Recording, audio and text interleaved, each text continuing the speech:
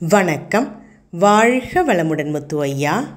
நெருக்கமானவர்கள்ட்ட கூட பாசமாக இருக்கக்கூடாது அப்படின்னா எப்படி தான் வாழறது?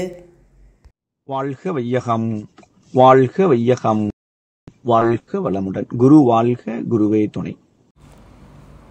பணம் பகையாக்கும், பாசம் பரதேசியாக்கும் என்பது ஒரு பழமொழி. அப்போ நெருக்கமானவர்களிடம் கூட, அதாவது பெற்ற குழந்தைகளிடம், வாழ்க்கை துணையிடம், பெற்றோர்கள், உடன் பிறந்தவர்களிடம் கூடவா பாசமாக இருக்கக்கூடாது? ஆம், யாரிடமும் பாசமாக இருக்கக்கூடாது. அப்போ எப்படித்தான் வாழ்வது? அன்பு அன்பு எல்லோரிடமும் அன்பாய் இருக்க வேண்டும், அன்பு செலுத்த வேண்டும். அது என்ன அன்பாய் இருக்க வேண்டும்? யார் எப்படி இருந்தாலும், வீட்டம்மா ஏங்க ஒரு வீட்டு பூட்டை திறக்கிறதுக்கு இவ்வளவு நேரமா, எப்படிங்க இன்ஜினியர் ஆனீங்க என திட்டினாலும் அப்செட் ஆகாமல் இனிமை காப்பது அது அன்பாய் இருப்பது.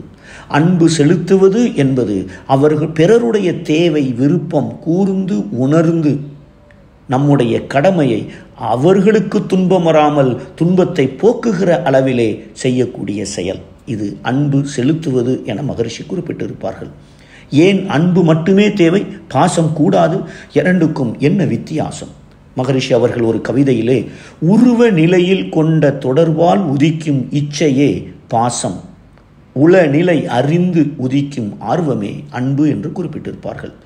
நம்ம பையன் 10 வயசு ஆகுது, ஒரு கிளாஸ் டம்ளரில் தண்ணி கொண்டு வரும்போது கீழே போட்டு கிளாஸ் டம்ளர் கீழே பீஸாக உடஞ்சி போச்சு. உடனே நாம் அறிவு இருக்கா, கண்ணு இல்லையா, 10 வயசு ஆகுது, இதோ கூட கொண்டு வர முடியலையா என திட்டி விடுகிறோம்.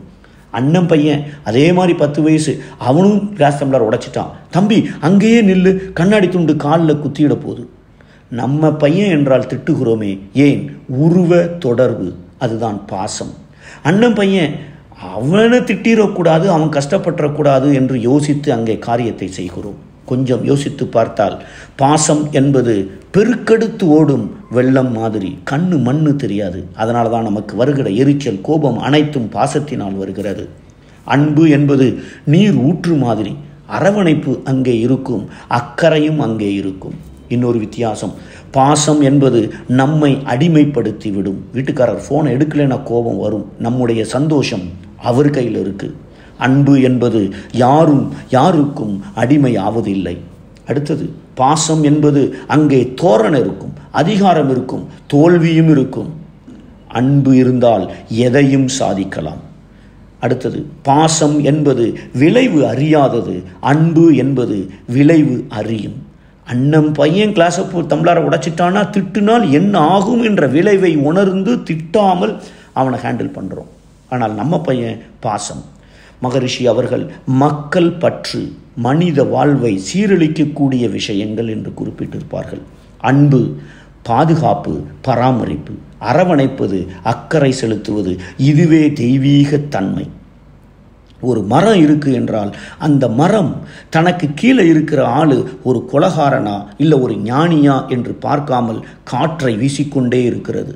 அப்படியே நாமும் நம்முடைய கடமையை யாருக்கும் துன்பம் இல்லாமல் துன்பம் போக்குகிற அளவிலே நாம் வாழ்வதுதான் அன்பு.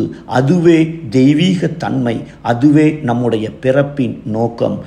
அதை நாம் பின்பற்ற ஆரம்பித்தால் கண்டிப்பாக வளமுடன் மட்டுமல்ல ஆனந்தமாகவும் வாழலாம். நன்றி. வாழ்க வளமுடன். உங்க வாழ்க்கையிலையும் வசந்தம் மலரணுமா? இந்த வாழ்க்கை கல்வியை பற்றி நிறைய தெரிஞ்சுக்கணுமா?